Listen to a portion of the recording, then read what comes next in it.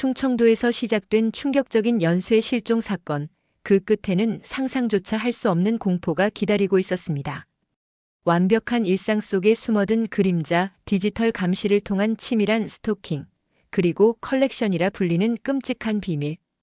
사라진 여성들의 공통점을 추적하던 이준혁 형사가 발견한 것은 단순한 연쇄 납치를 넘어선 광기의 예술 프로젝트였습니다. IT 보안 전문가가 벌인 이 충격적인 범죄의 실체, 그리고 그 속에서 살아남은 피해자들의 이야기를 지금부터 들려드리겠습니다. 여기서 잠깐 더 많은 이야기와 재미있는 콘텐츠를 놓치지 않으시려면 지금 바로 구독과 알림 설정을 해주세요. 여러분의 관심이 저희 채널에게 큰 힘이 됩니다. 어슴푸레한 새벽빛이 서울의 고층 아파트 창문을 통과했다. 이준혁 형사는 침대에서 일어나 머리를 극적였다. 30분 후 그는 강력계 사무실에 도착했다. 책상 위에는 이미 새로운 사건 파일이 놓여 있었다. 김민지 34살 프리랜서 디자이너 실종 신고일 2025년 5월 12일. 서류를 넘기던 그의 표정이 심각해졌다. 민지는 절대 연락 없이 사라질 사람이 아니에요. 어제 저녁에도 통화했는데 오늘 아침부터 전화가 꺼져 있어요. 김민지의 친구 윤서연은 눈가에 눈물을 머금은 채 말했다. 미리 약속된 프로젝트 미팅에도 나타나지 않았어요. 그 애는 일에 너무 책임감이 강해서. 이준혁은 펜을 돌리며 윤서연의 말을 주의 깊게 들었다. 마지막으로 언제 민지 씨를 보셨나요? 이틀 전이요. 저녁을 같이 먹었어요. 평소와 다름없었는데. 윤서연은 잠시 생각에 잠겼다. 아, 한 가지 있었어요. 누군가 자신을 지켜보는 것 같다고 했어요. 처음엔 그냥 스트레스 때문이라고 생각했는데. 이준혁의 눈이 번쩍 뜨였다. 그런 얘기를 한 적이 있었나요? 언제부터죠? 한 달 전부터요. 집 앞에서 누군가 자신을 지켜보는 느낌이 든다고 했어요. 신고는 했지만 증거가 없어서 별다른 조치가 없었대요. 이준혁은 메모를 하며 고개를 끄덕였다. 김민지 씨의 아파트에 가봐야겠습니다. 열쇠 있으신가요? 네, 민지가 비상용으로 저에게 맡겨뒀어요. 2시간 후 이준혁은 강남구에 위치한 20층짜리 아파트 앞에 서 있었다. 보안이 철저한 건물이었다. 출입구에는 CCTV가 설치되어 있었고 로비에는 보안 요원이 상주했다. 김민지의 아파트 문 앞에 도착한 이준혁은 장갑을 끼고 열쇠로 문을 열었다. 아파트 내부는 깔끔하게 정돈되어 있었고 침입 흔적은 없었다. 책상 위에는 노트북이 충전기에 연결된 채로 있어 이준혁은 화면을 켰다. 비밀번호가 걸려 있었다. 부엌에는 설거지가 되지 않은 커피잔 하나. 침실은 침대가 정돈되어 있었고 화장실에는 젖은 수건이 걸려 있었으며 일상적인 모습이었다. 민지 씨의 지갑이나 휴대폰은 어디 있을까요? 이준혁이 윤서연에게 물었다. 윤서연은 주변을 둘러보다가 이상한 점을 발견했다. 이상해요. 민지는 항상 집에 들어오면 저기 현관 옆 선반에 지갑과 열쇠를 놓는데 없네요. 핸드폰도. 충전기만 있고. 이준혁은 선반 주위를 자세히 살폈다. 먼지 자국이 선반 위에 남아 있었다. 분명 무언가가 있었던 흔적이었다. 민지 씨가 외출했을 수도 있겠네요. 하지만 왜 연락이 두절된 건지. 아, 민지의 스마트워치. 윤서연이 갑자기 소리쳤다. 민지는 항상 스마트워치를 착용해요. 위치 추적이 가능할지도 몰라요. 이준혁은 즉시 본부에 연락해 스마트워치 위치 추적을 요청했다. 동시에 아파트 단지의 CCTV 영상 확보도 지시했다. 민지 씨의 전 남자친구나 최근에 갈등이 있었던 사람이 있을까요?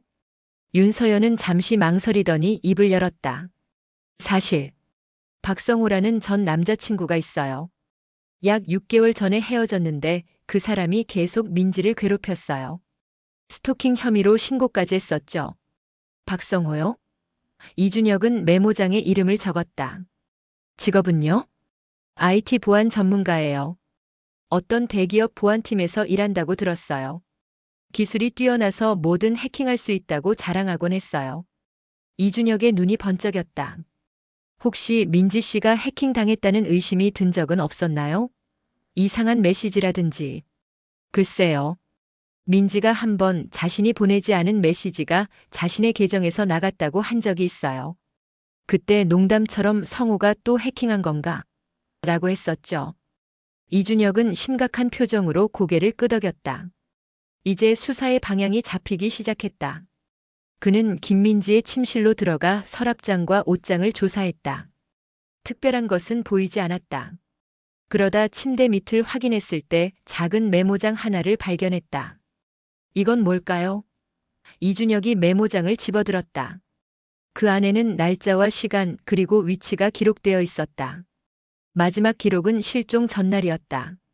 오후 8시 카페 노아 그가 또 왔다. 윤서연이 메모를 보더니 놀란 표정을 지었다. 이건 민지가 스토킹 당한 기록을 적은 거예요. 증거를 모으려고 했던 것 같아요. 카페 노아가 어디죠? 민지 아파트 단지 바로 앞상가요.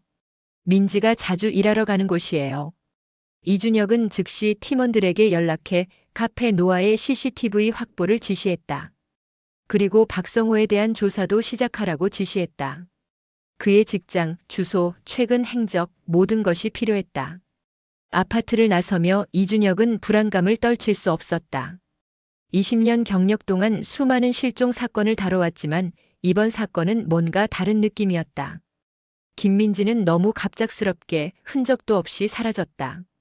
마치 누군가가 치밀하게 계획한 것처럼. 사무실로 돌아온 이준혁은 박성호에 대한 기록을 확인했다. 39살 대형 IT 기업 보안팀 책임자, 컴퓨터 보안 분야에서 유명한 전문가였다. 그리고 2년 전 여자친구를 스토킹한 혐의로 기소된 전과가 있었다. 그러나 증거 불충분으로 기각된 사건이었다. 선배, 스마트워치 위치 확인됐습니다. 신입 형사가 다가와 보고했다.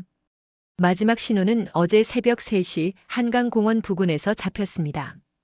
그 후로는 신호가 끊겼습니다. 이준혁의 표정이 굳었다. 새벽 3시 한강공원. 좋은 징조가 아니었다. 즉시 현장 수색 지시해. 그리고 민지 씨의 노트북 포렌식 분석 의뢰해. 네, 선배. 그리고 박성호의 알리바이도 확인 중입니다. 어제 밤부터 오늘 아침까지 어디 있었는지 조사 중이에요. 이준혁은 창밖을 바라보며 생각에 잠겼다. 하늘은 점점 어두워지고 있었다. 시간은 빠르게 흐르고 있었다. 실종 후 첫 48시간이 가장 중요하다는 것을 그는 잘 알고 있었다. 그 시간이 지나면 생존 가능성은 급격히 떨어진다. 수진 씨한테 연락해. 이준혁이 갑자기 말했다. 최수진 요원이요? 신입 형사가 물었다. 그래. 사이버 수사팀의 최수진. 이 사건 디지털 포렌식 전문가가 필요해.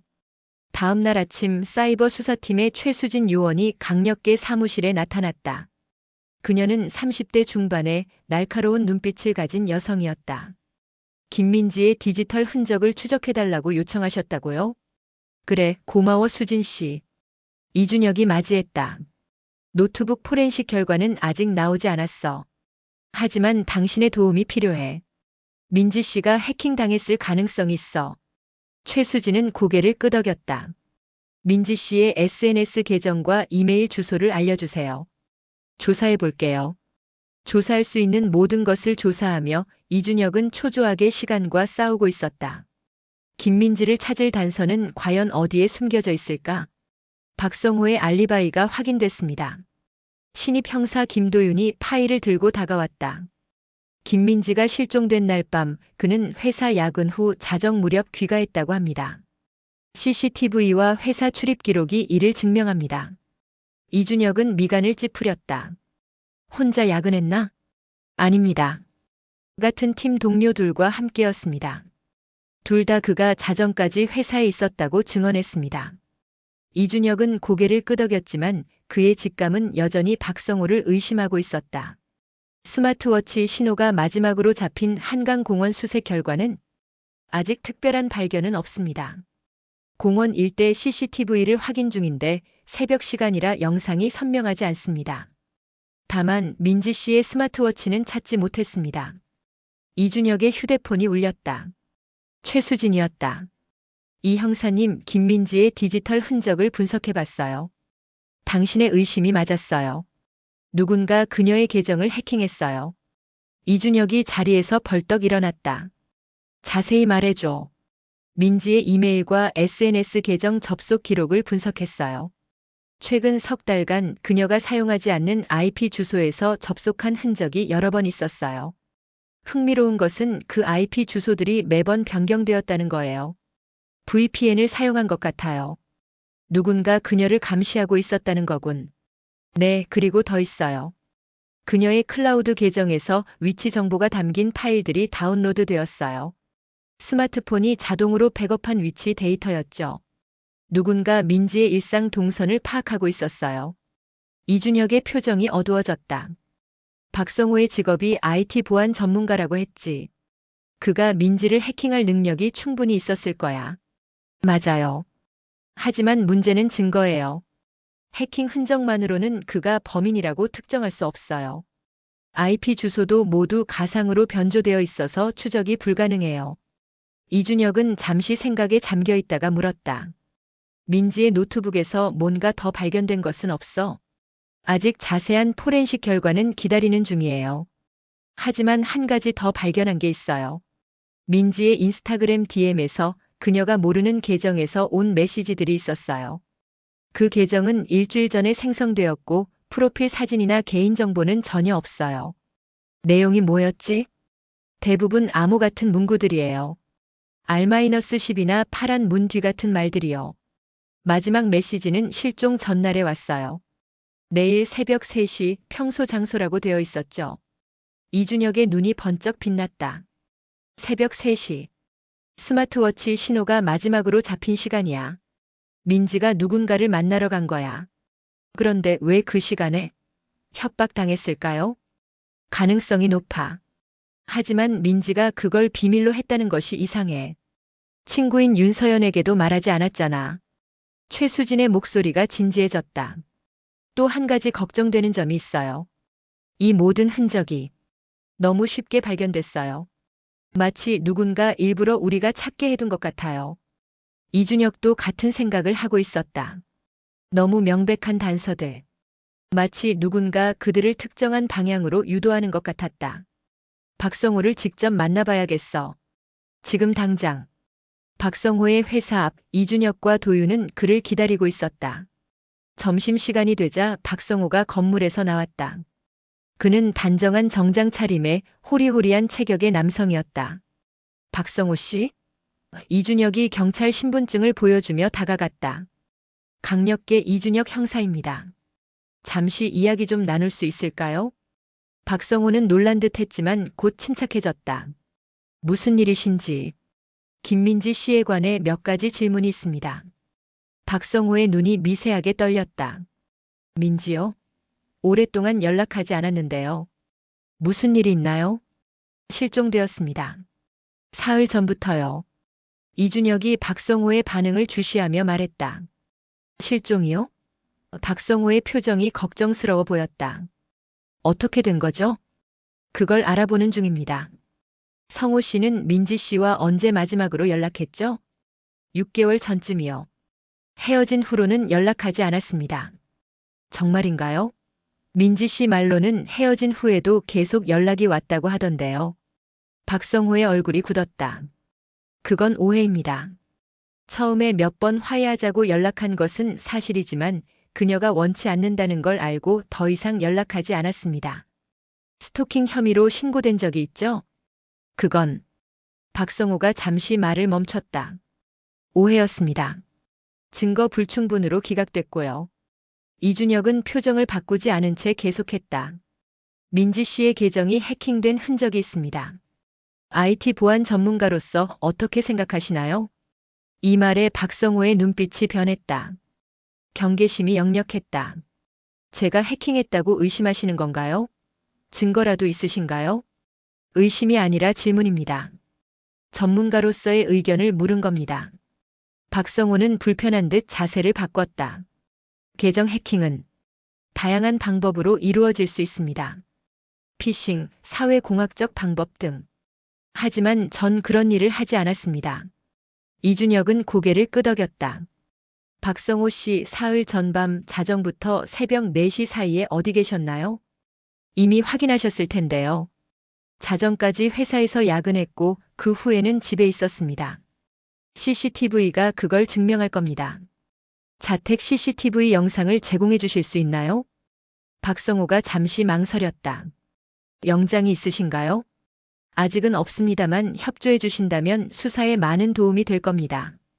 민지 씨를 찾는 것이 우선이니까요. 박성호는 깊은 한숨을 내쉬었다. 알겠습니다. 회사 일이 끝나면 자택 CCTV 영상을 제공하겠습니다. 하지만 다시 말씀드리지만 저는 민지와 아무 관련이 없습니다. 이준혁은 담담하게 고개를 끄덕였다. 감사합니다. 협조해 주셔서요. 차로 돌아오는 길 도윤이 물었다. 선배, 어떻게 생각하세요? 너무 완벽해. 그게 문제야. 이준혁이 답했다. 모든 답변이 준비된 것 같아. 그리고 표정의 미세한 변화, 눈빛. 뭔가 숨기고 있어. 그래도 알리바이가 확실하다면. 알리바이는 깨질 수도 있어. 최수진에게 연락해서 박성호의 전화통화 기록과 신용카드 사용 내역을 확인해달라고 해. 특히 실종 전날과 당일 새벽에 집중해서. 사무실로 돌아온 이준혁은 사건판의 모든 정보를 정리했다. 시간대별 사건 진행, 발견된 증거들, 의문점들. 무언가 놓치고 있는 게 있었다. 그때 그의 휴대폰이 울렸다. 이 형사님, 한강공원 CCTV에서 뭔가 발견했습니다. 현장 수사관의 목소리였다. 김민지로 추정되는 여성이 새벽 2시 50분경 공원에 들어오는 모습이 확인됐습니다. 그런데 혼자가 아니었습니다. 이준혁의 심장이 빨라졌다. 누구와 있었지? 영상이 선명하지 않아 확실하진 않지만 한 남성과 함께였습니다. 둘이 대화하는 것 같았고 강변 쪽으로 걸어갔습니다. 그 후로는 카메라 사각지대로 사라졌습니다. 그 남성의 특징은 키는 180cm 정도, 어두운 색 옷을 입고 있었습니다. 얼굴은 확인이 어렵습니다. 이준혁은 즉시 팀원들을 소집했다. 한강공원 주변 모든 CCTV를 확보해. 공원 출구, 인근 도로, 지하철역, 모든 것을 확인해. 그리고 수색 범위를 넓혀. 강변을 따라 2km 반경까지. 그날 오후 또 다른 소식이 들어왔다.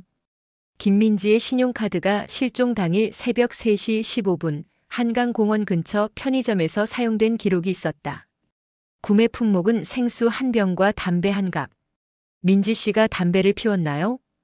이준혁이 윤서연에게 물었다. 아니요, 절대 피우지 않았어요. 담배 냄새도 싫어했고요. 이준혁은 즉시 편의점으로 향했다. 해당 시간대 CCTV 영상을 확인했지만 카드 사용자의 얼굴은 모자와 마스크로 가려져 있었다. 그러나 체형은 김민지와는 달라 보였다.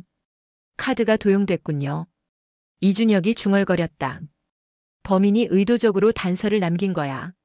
사무실로 돌아온 이준혁은 최수진으로부터 또 다른 소식을 들었다. 박성호의 통화 기록을 확인했어요. 실종 당일 새벽 2시에 1분 길이의 통화가 있었어요. 발신자 번호는 일회용 선불폰이었고 지금은 꺼져 있어요. 위치 추적은? 통화 당시 위치는 그의 아파트였어요. 하지만 그의 휴대폰 위치일 뿐이에요. 그가 직접 통화했다는 증거는 아니죠. 이준혁은 고개를 끄덕였다. 퍼즐이 조금씩 맞춰지고 있었지만 여전히 중요한 조각들이 부족했다. 그때 도윤이 급하게 사무실로 들어왔다. 선배, 중요한 소식입니다. 서대문구에서 또 다른 실종 사건이 접수됐습니다. 이유진 32살 그래픽 디자이너. 이틀 전부터 연락이 두절됐대요. 이준혁의 등줄기로 한기가 흘렀다. 직업이 그래픽 디자이너? 네, 그리고 더 중요한 건 도윤이 사진 한 장을 내밀었다. 실종자의 외모와 스타일이 김민지 씨와 매우 유사합니다. 이준혁은 사진을 보는 순간 충격을 받았다. 이유진은 김민지처럼 긴 생머리에 날씬한 체형이었다. 나이도 비슷했다. 배경을 조사해. 두 사람 사이에 어떤 연관성이 있는지 알아내야 해. 이미 조사 중입니다. 초기 정보로는 이유진 씨도 최근 누군가 자신을 지켜보는 느낌이 든다고 친구에게 말했다고 합니다. 이준혁의 표정이 어두워졌다. 연쇄 실종이야.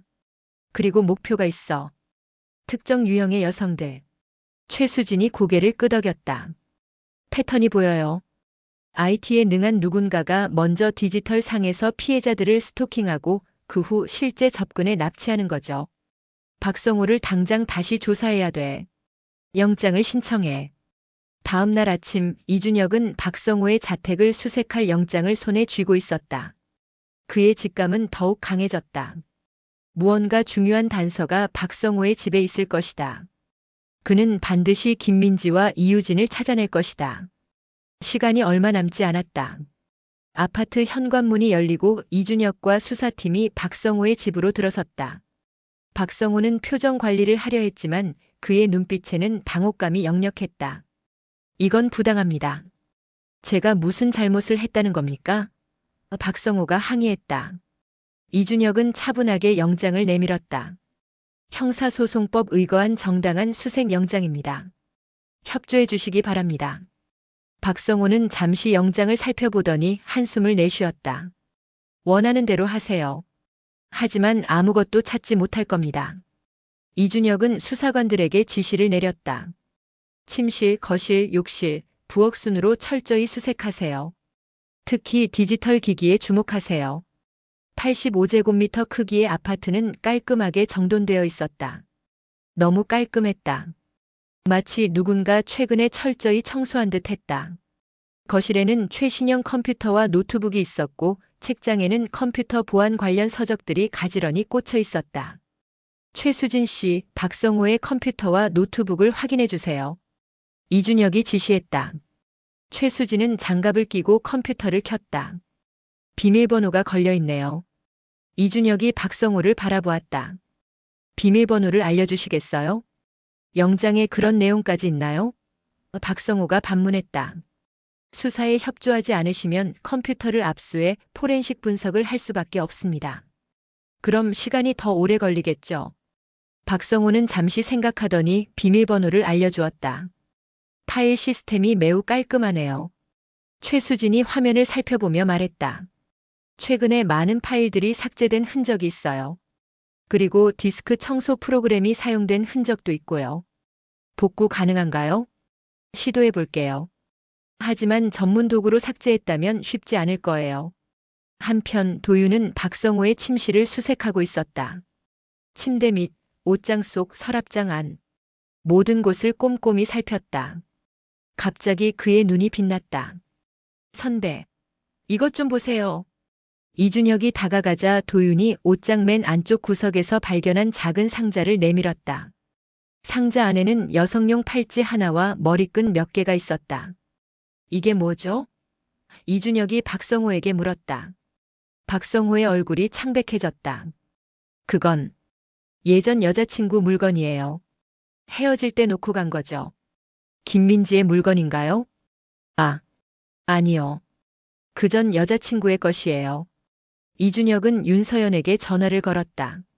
윤서연 씨, 혹시 김민지 씨가 특별한 팔찌나 머리끈 같은 액세서리를 착용했나요? 잠시 후 이준혁의 표정이 굳어졌다. 윤서연에 따르면 김민지는 특별한 은팔찌를 항상 착용했다고 했다. 그것은 그녀의 할머니가 물려준 것으로 뒷면에 그녀의 이니셜 MJ가 새겨져 있었다. 이준혁은 천천히 상자에서 팔찌를 꺼내 뒷면을 확인했다. 거기에는 분명히 MJ라는 이니셜이 새겨져 있었다. 박성호 씨, 이게 김민지의 팔찌가 아니라고 했죠? 이준혁이 팔찌를 들어 보이며 물었다. 박성호의 얼굴이 더욱 창백해졌다. 그건 당신을 납치 혐의로 긴급 체포합니다. 묵비권을 행사할 수 있으며 변호인의 조력을 받을 권리가 있습니다. 이준혁이 단호하게 말했다. 박성호는 갑자기 침착해지더니 냉소적인 미소를 지었다. 증거는 그것뿐인가요?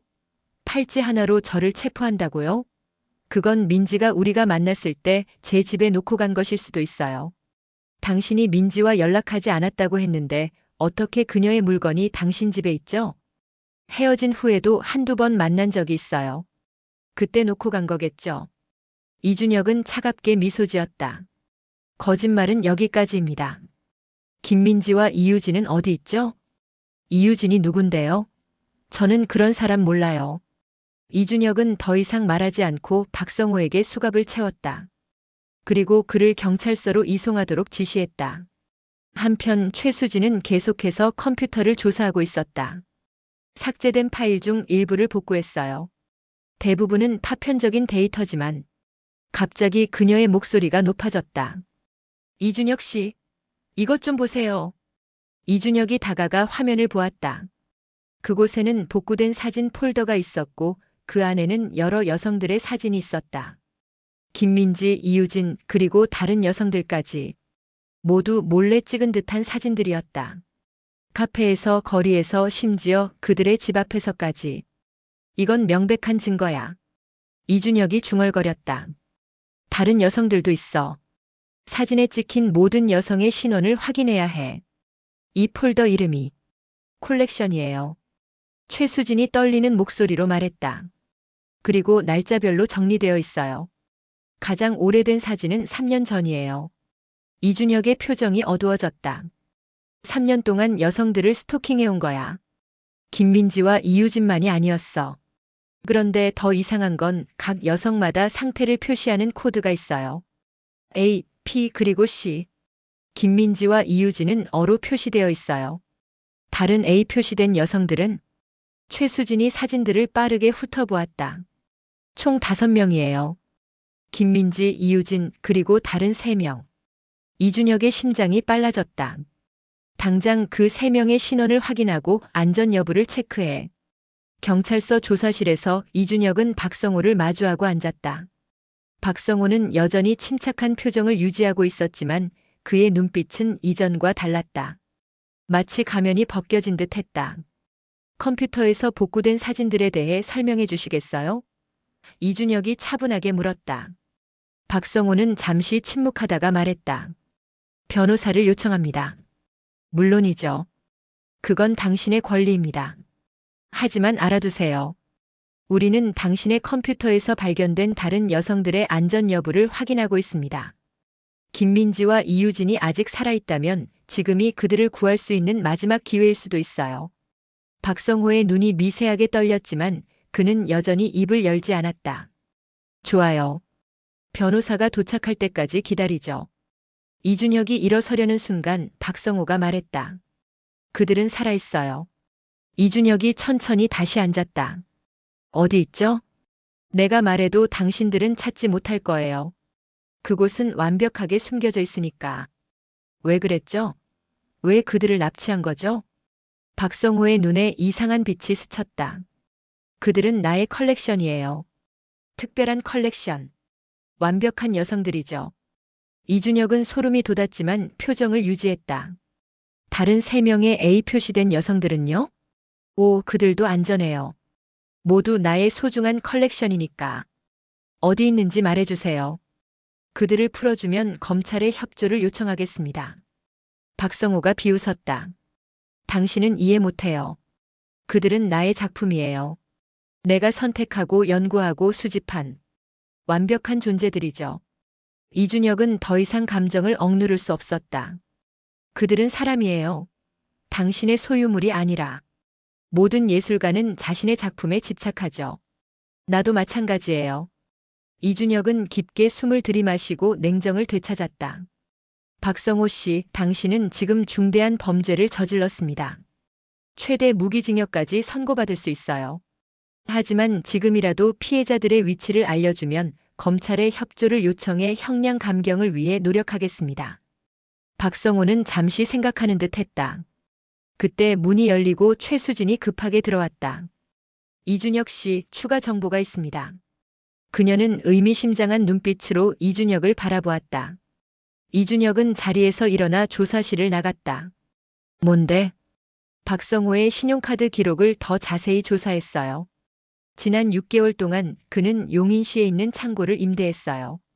월 임대료 80만 원을 꾸준히 지불해왔죠. 창고라고? 주소는? 이미 확보했어요. 그리고 그의 휴대폰 위치 추적 결과 지난 한 달 동안 그 창고에 여러 번 방문한 기록이 있어요. 이준혁의 눈이 빛났다. 당장 현장으로 가자. 특공대와 구급대도 동원해.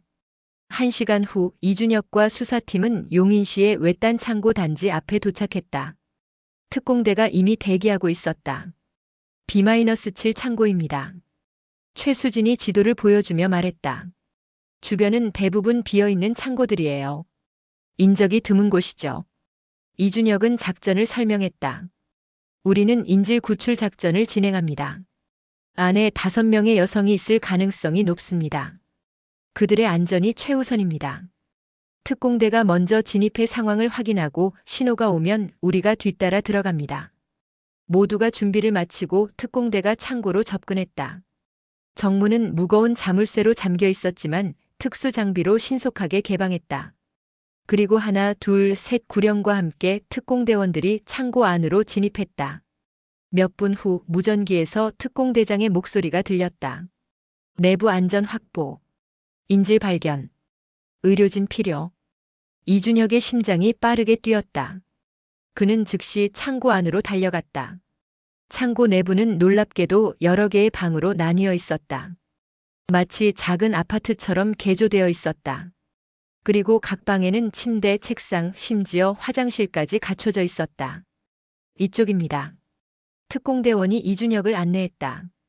가장 안쪽 방에서 이준혁은 충격적인 광경을 목격했다. 5명의 여성들이 각자 침대에 누워 있었다. 모두 의식은 있었지만 육체적으로 쇠약해 보였다. 그들 중 이준혁은 김민지와 이유진을 즉시 알아볼 수 있었다. 괜찮으세요? 이준혁이 김민지에게 다가가 물었다. 당신은 누구세요? 김민지가 약한 목소리로 물었다. 경찰입니다. 이준혁 형사예요. 이제 안전합니다. 김민지의 눈에 눈물이 고였다. 어떻게 저희를 찾았어요? 긴 이야기입니다. 지금은 병원으로 가야 해요. 의사 선생님들이 당신을 돌봐줄 거예요. 응급의료진이 신속하게 피해자들을 이송하기 시작했다. 이준혁은 창고를 더 살펴보았다. 한쪽 벽에는 대형 모니터가 있었고 그 옆에는 컴퓨터 시스템이 설치되어 있었다. 모니터에는 각 방의 실시간 영상이 표시되고 있었다. 이 미치광이. 이준혁이 중얼거렸다. 최수진이 컴퓨터를 확인했다. 이 시스템은 매우 정교해요. 모든 방을 감시할 수 있고 심지어 원격으로도 제어 가능해요. 박성호는 집에서도 이들을 지켜볼 수 있었어요.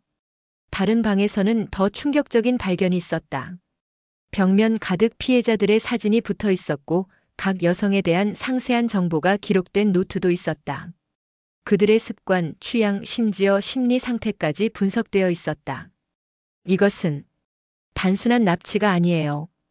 최수진이 떨리는 목소리로 말했다. 그는 이 여성들을 연구하고 있었어요. 마치 실험 대상처럼.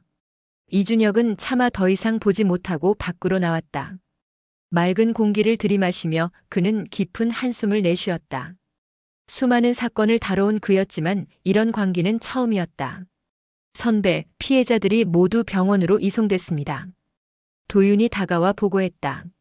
초기 진단으로는 심각한 신체적 외상은 없지만 영양실조와 심리적 트라우마가 심각한 상태라고 합니다. 이준혁은 고개를 끄덕였다. 증거 수집 철저히 해. 이 사건은 법정에서 절대 패하면 안 돼. 다음 날 아침 이준혁은 병원을 찾았다. 김민지는 침대에 앉아 창밖을 바라보고 있었다. 그녀의 얼굴은 창백했지만 눈빛에는 생기가 돌아오고 있었다. 김민지 씨, 좀 어떠세요? 이준혁이 조심스럽게 물었다.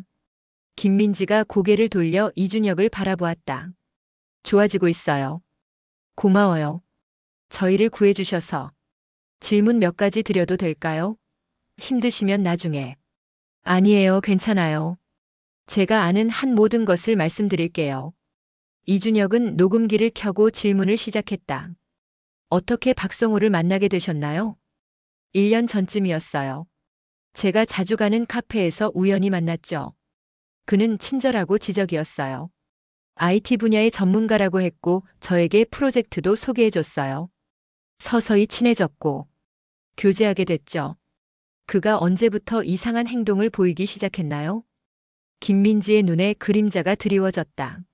3개월 정도 지났을 때요. 그가 갑자기 제 일거수일투족을 알고 있더라고요.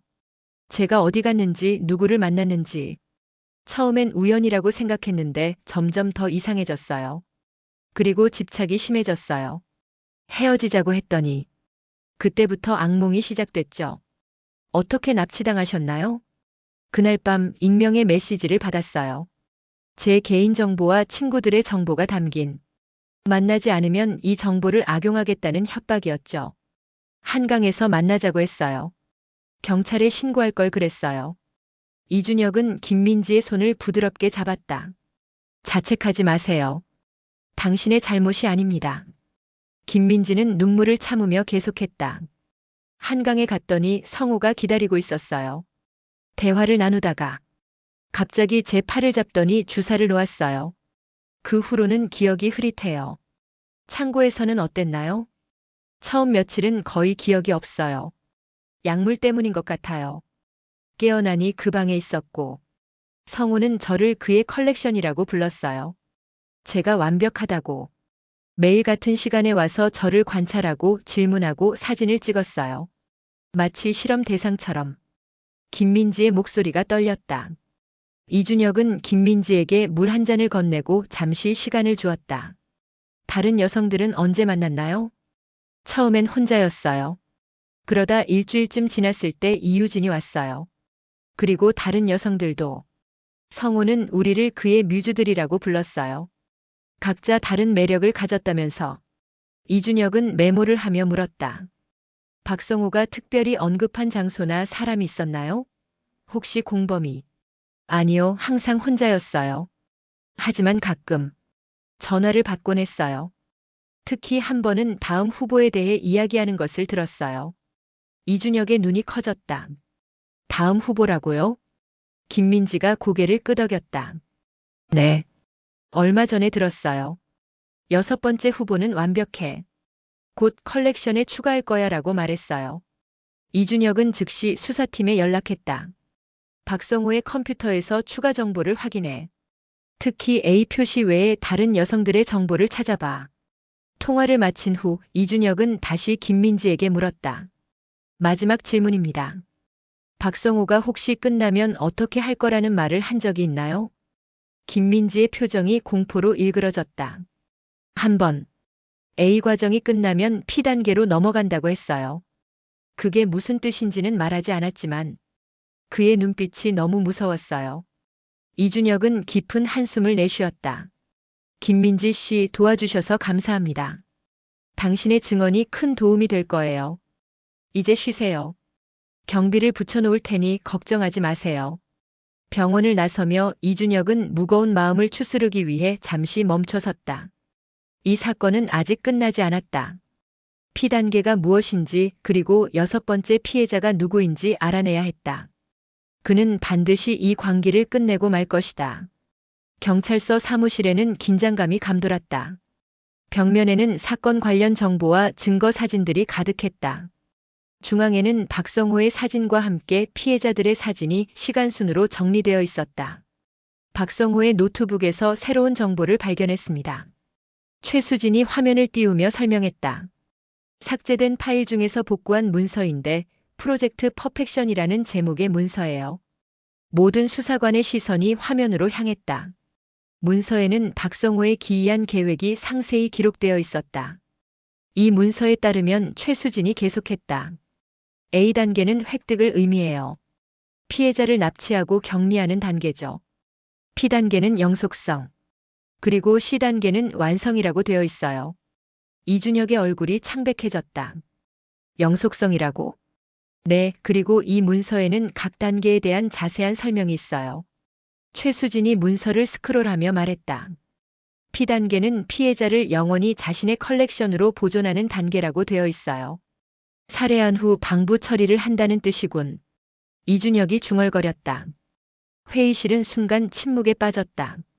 모두가 그 끔찍한 의미를 이해했다. 그리고 C단계는 최수진이 말을 잇지 못했다. 말해봐. 이준혁이 단호하게 말했다. C단계는 피해자의 예술적 재구성이라고 되어 있어요. 자세한 내용은 없지만 분명 시체를 조작하거나 변형한다는 의미일 거예요. 이준혁은 벽을 주먹으로 치며 분노를 표출했다. 미친놈. 다행히 아직 A단계에서 멈췄어.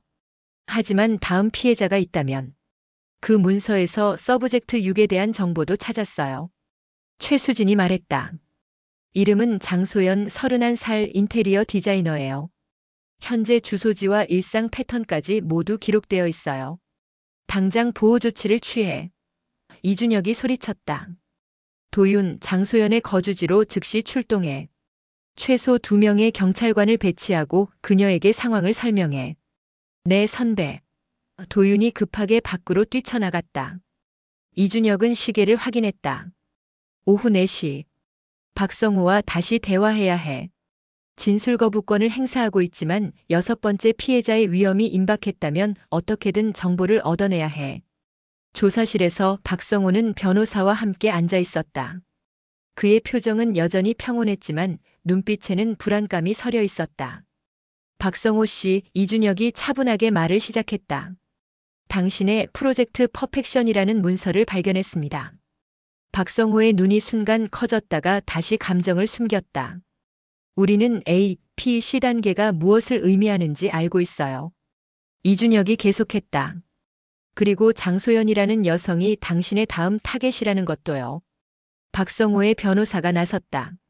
저의 의뢰인은 진술을 거부할 권리가 있습니다. 이 조사는 변호사님 이준혁이 끼어들었다. 한 여성의 생명이 위험에 처해 있습니다. 당신의 의뢰인이 그녀를 납치할 계획을 세우고 있었고 그 후 살해할 의도였다는 증거가 있습니다. 그건 당신의 해석일 뿐입니다. 변호사가 반박했다. 이준혁은 박성호를 똑바로 쳐다보았다. 아직 P단계로 넘어간 피해자는 없죠? 모두 A단계에서 구출했어요? 박성호는 웃음을 터뜨렸다. 당신들은 아무것도 모르는군요. 이준혁의 심장이 빠르게 뛰기 시작했다. 무슨 뜻이죠? 이해 있습니다. 변호사가 끼어들었다. 의뢰인에게 답변을 강요하고 있습니다. 당신이 구한 건 현재 컬렉션뿐이에요. 박성호가 변호사의 제지에도 불구하고 말했다. 과거의 컬렉션은 이미 완성되었죠. 이준혁의 얼굴이 창백해졌다. 과거의 컬렉션이라고요? 몇 명이죠? 박성호는 다시 침묵했지만 그의 입가에는 희미한 미소가 머물러 있었다. 이준혁은 자리에서 벌떡 일어났다. 최수진에게 연락해. 박성호의 모든 과거 기록을 조사하라고 해. 특히 그가 살았던 모든 지역의 실종자 명단을 확인해. 조사실을 나온 이준혁은 도윤에게 전화했다. 장소연은 어때? 아직 집에 도착하지 않았습니다. 도윤의 목소리가 긴장되어 있었다. 회사에 연락했더니 오늘 오후에 일찍 퇴근했다고 합니다. 전화도 받지 않고 있어요. 이런. 이준혁의 등줄기로 한기가 흘렀다. 회사 동료들에게 물어봐. 어디로 갔는지 누구를 만나기로 했는지. 이미 확인했습니다. 장소연이 클라이언트와 미팅이 있다고 했대요. 새로운 프로젝트 의뢰가 들어왔다면서. 클라이언트 이름은? 그건 말하지 않았대요. 하지만 회사 사람들은 장소연이 최근 며칠간 누군가와 메시지를 주고받으며 기뻐했다고 해요. 좋은 기회라고 말했대요. 이준혁은 즉시 수사팀을 소집했다. 장소연의 휴대폰 위치 추적해. 마지막 통화 기록, 문자 메시지, SNS 활동, 모든 것을 확인해. 그리고 CCTV도 확보해. 그녀가 회사에서 나온 후 모든 동선을 추적해. 1시간 후 최수진이 숨을 헐떡이며 사무실로 들어왔다. 이준혁 씨, 박성호가 과거에 살았던 지역의 실종자 명단을 확인했어요. 지난 8년간 그가 거주했던 3개 도시에서 총 6명의 여성이 실종됐어요. 모두 20대 후반에서 30대 초반 디자인이나 예술 관련 직종이었고, 그리고 모두 해결되지 않은 사건이에요. 이준혁은 충격을 받았다. 그럼 우리가 구한 5명의 여성들은 새로운 컬렉션의 시작이었던 거예요. 최수진이 말을 마쳤다. 그리고 더 있어요. 박성호의 계좌 내역을 확인했더니 용인 외에도 강원도 홍천에 또 다른 부동산을 임대한 기록이 있어요. 2년 전부터요. 홍천에 이준혁이 일어섰다. 주소는 이미 확보했어요. 산속에 있는 외딴 별장이에요. 인적이 드문 곳이라고 해요. 이준혁은 즉시 작전을 지시했다. 홍천 경찰서와 연락해. 특공대도 동원해. 그리고 장소연의 위치는 확인됐어? 네, 마지막 휴대폰 신호가 강남역 근처에서 포착됐어요. 지금은 꺼져 있어요. CCTV에서는 그녀가 검은색 세단에 탑승하는 모습이 확인됐어요. 번호판을 추적 중입니다. 빨리! 이준혁이 소리쳤다. 시간이 없어. 2시간 후 이준혁과 수사팀은 강원도 홍천의 한 외딴 별장 앞에 도착했다.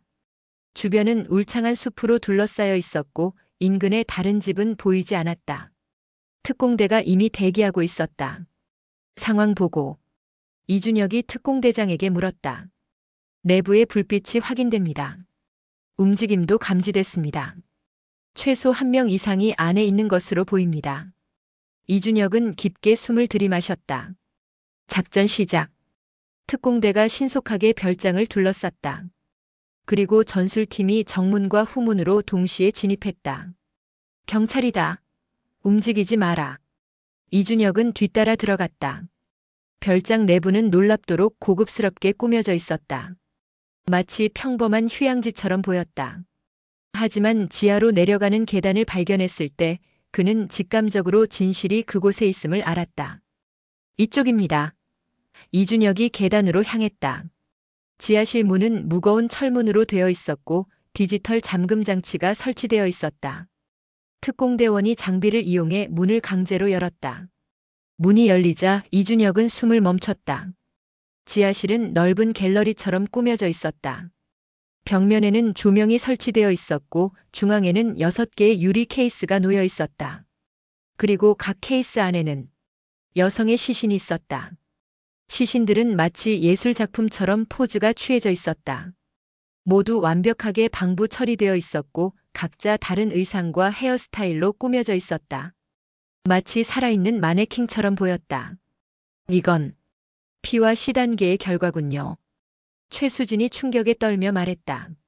맙소사. 뒤에서 소리가 들렸다. 누가 여기 있어요? 이준혁이 재빨리 돌아보니 한 특공대원이 다른 방을 가리키고 있었다. 이준혁은 즉시 그쪽으로 달려갔다. 작은 방 안에는 장소연으로 보이는 여성이 침대에 묶여 있었다. 그녀는 의식이 있었지만 약물 때문인지 멍한 상태였다. 장소연 씨? 이준혁이 그녀에게 다가갔다. 경찰입니다. 괜찮으세요? 장소연은 혼란스러운 눈빛으로 이준혁을 바라보았다. 어디예요, 여기? 걱정 마세요. 이제 안전합니다. 이준혁이 그녀의 결박을 풀며 말했다. 구급대를 불러. 의료진이 장소연을 살펴보는 동안 이준혁은 지하실을 더 조사했다. 한쪽 벽에는 대형 책장이 있었고 그 안에는 여러 권의 노트가 꽂혀 있었다. 각 노트에는 피해자의 이름이 적혀 있었다. 이준혁은 그중 하나를 펼쳐보았다. 이건 박성호의 일기장이군. 그는 페이지를 넘기며 말했다. 모든 과정을 기록했어.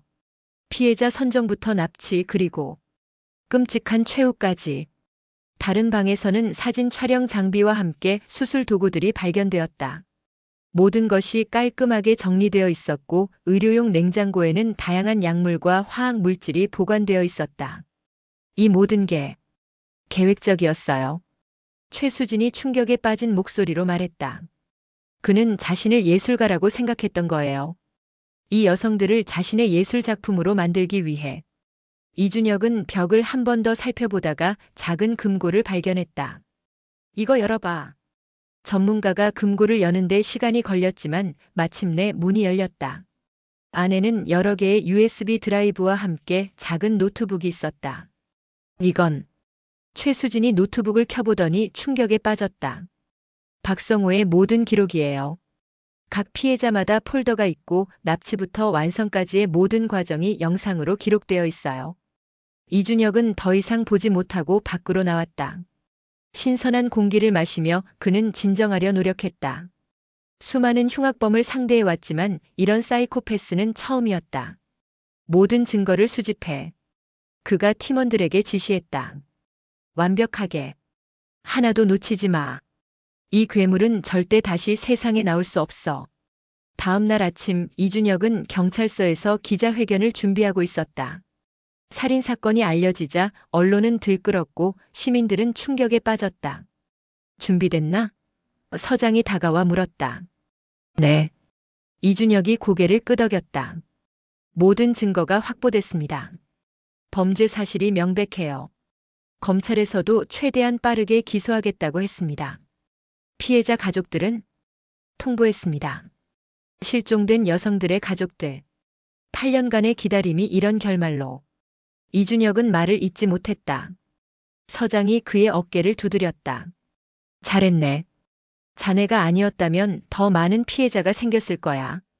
이준혁은 마지막으로 박성호를 만나기 위해 구치소로 향했다. 그는 인터뷰실에서 박성호를 기다렸다.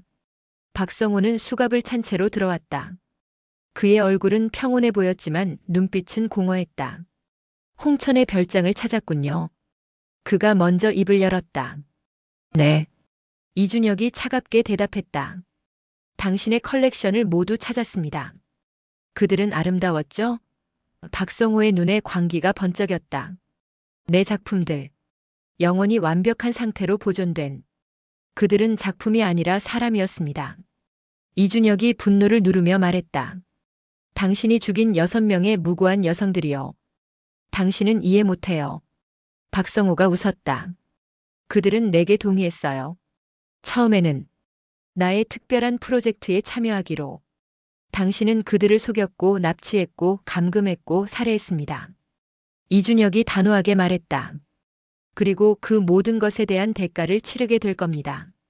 박성호는 갑자기 진지한 표정을 지었다. 한 가지 물어볼게요, 형사님. 내 작품들을 보고 어떤 감정이 들었나요? 공포? 혐오? 아니면 경외감? 이준혁은 잠시 침묵했다가 답했다. 슬픔이었습니다. 당신 같은 괴물이 이 세상에 존재한다는 사실에 대한 깊은 슬픔이요. 박성호의 얼굴에서 미소가 사라졌다. 처음으로 그는 당황한 표정을 지었다. 이제 더 이상 할 말은 없습니다. 이준혁이 일어서며 말했다. 당신은 피해자 약취유인 및 살인 혐의로 재판을 받게 될 겁니다. 죄질이 극히 불량하고 계획적이며 연쇄적인 범행이니 아마도 사형이나 무기징역을 피하기 어려울 겁니다. 박성호는 아무 말도 하지 않았다. 그저 공허한 눈빛으로 이준혁을 바라볼 뿐이었다. 구치소를 나오며 이준혁은 깊은 숨을 내쉬었다. 이 끔찍한 사건은 이제 끝났다. 하지만 그 상처는 오래도록 남을 것이다. 피해자들의 가족들, 살아남은 여성들, 그리고 이 사건을 수사한 모든 이들의 마음속에. 병원에서 김민지는 창밖을 바라보고 있었다. 이준혁이 조용히 병실로 들어왔다. 어떻게 지내세요? 그가 물었다. 김민지가 미소 지었다. 아직 약한 미소였지만 그 안에는 희망이 담겨 있었다. 좋아지고 있어요. 심리 상담도 받고 있고 가족들과도 많은 이야기를 나눴어요. 다행이네요. 이준혁이 의자에 앉으며 말했다. 박성호는 구속됐고 이제 재판을 받게 될 거예요. 증거가 충분해서 가장 무거운 형을 선고받을 겁니다. 그가 다른 사람들을 김민지가 떨리는 목소리로 물었다. 이준혁은 잠시 망설이다가 진실을 말했다. 네, 다른 피해자들이 있었어요. 하지만 당신과 이유진 씨를 포함한 5명은 무사히 구조됐고 장소연 씨도 납치 직후 구조했습니다. 김민지의 눈에 눈물이 고였다. 저희가 살아남은 건 기적이네요. 당신들의 용기 덕분이에요. 이준혁이 진심을 담아 말했다. 그리고 이제는 앞으로 나아갈 시간입니다. 김민지는 고개를 끄덕였다. 네. 그렇게 할 거예요. 저와 같은 피해자들을 돕는 일을 하고 싶어요. 트라우마를 극복하고 다시 삶을 찾을 수 있도록. 이준혁은 미소 지었다. 어둠 속에서도 희망의 빛은 항상 존재했다. 좋은 생각이에요. 필요한 게 있으면 언제든 연락하세요. 며칠 후 이준혁은 사무실에서 사건 보고서를 정리하고 있었다. 벽에 걸린 사건판에서 피해자들의 사진을 하나씩 내리며 그는 각 여성의 얼굴을 마지막으로 기억했다. 그들의 삶이 박성호에 의해 잘려나갔지만 적어도 그들의 가족들에게는 진실을 알릴 수 있었다. 선배. 도윤이 다가왔다. 새 사건이 들어왔습니다. 이준혁은 깊은 한숨을 내쉬었다. 범죄는 끊임없이 발생하고 그의 일은 계속되었다. 하지만 오늘 그는 작은 승리를 거두었다. 악의 그림자 속에서 진실을 밝혀낸 것이다. 가자. 그는 자리에서 일어나며 말했다. 해야 할 일이 있어. 바깥은 비가 내리고 있었다. 하지만 이준혁의 마음은 이상하게 평온했다. 그는 자신의 일이 의미 있다는 것을 알았다. 어둠 속에서 진실을 찾아내는 일, 그리고 때로는 그 과정에서 무고한 생명을 구하는 일. 그것이 바로 그가 형사가 된 이유였다. 비를 맞으며 이준혁은 다음 사건으로 향했다. 그림자 속에 숨겨진 또 다른 진실을 찾아서